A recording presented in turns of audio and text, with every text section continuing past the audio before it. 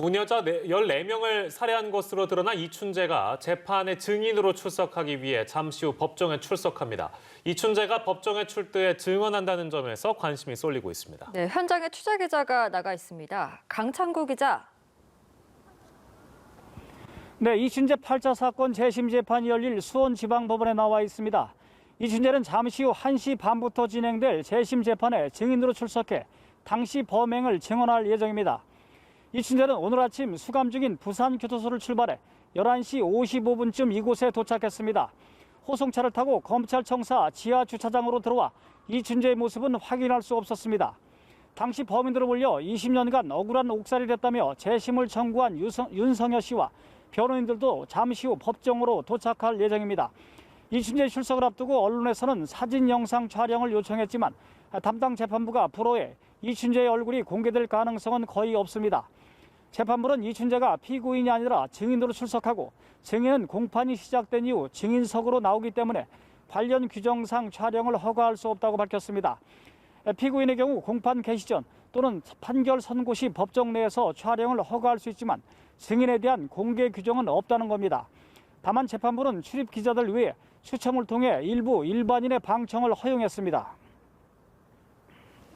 네, 이춘재 8차 사건은 어떤 사건이죠? 진범 논란이 빚어지기도 했는데요. 네, 8차 사건은 이춘재가 1988년 9월 당시 화성군 태안읍에서 13살 박모 양을 성폭행하고 살해한 사건입니다.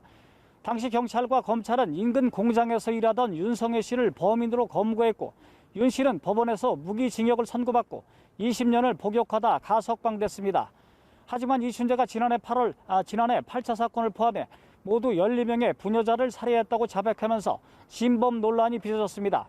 윤 씨는 당시 경찰과 검찰의 강압 수사로 허위 자백해 억울한 옥살이를 했다며 재심을 청구했습니다. 이춘재 사건을 재수사한 경찰과 검찰은 뒤늦게 과오를 인정하고 사과하기도 했습니다. 네, 이춘재 사건은 80년대 후반부터 90년대 초반까지 전국을 공포로 몰아넣었던 사건인데 이춘재 범행들 간단히 좀 정리를 해주시죠. 네, 경찰은 영구 미제로 남을 수 있는 화성 사건의 진실을 규명하는 차원에서 지난해 9차 사건 증거물 일부를 국과수에 보내 감정을 의뢰했습니다.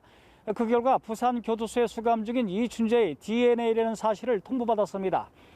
경찰은 전담 수사본부를 꾸리고 본격적인 수사를 벌인 끝에 이춘재로부터 범행 일체를 자백받았습니다.